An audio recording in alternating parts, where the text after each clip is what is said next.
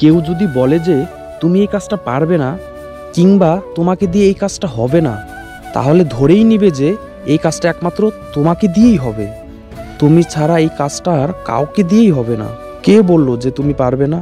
আর তুমিও বিশ্বাস করে নিলে, একবারও চেষ্টা করেও দেখলে না যে কাজটা কিভাবে করে।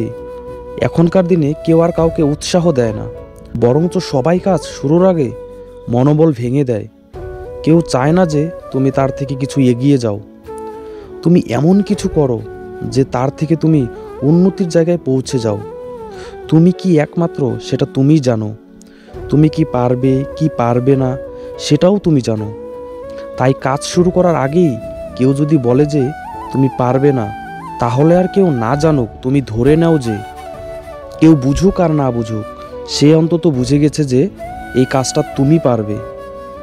তাই অন্যের কথায় নয়, নিজের কথায় বিশ্বাস করো, নিজের উপর বিশ্বাস রাখো। একবার চেষ্টা করেই দেখো, কোনো কাজ শুরু করলে তার শেষ আছেই। শেষ না থাকুক, তার একটা ফলাফল তো আসবে।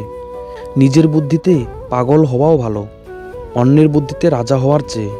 তাই নিজের কথায় বিশ্বাস রাখো, নিজের উপরে বিশ্বাস রাখো, আর চেষ্টা করো, একদিন ঠিক তুমি পারবে।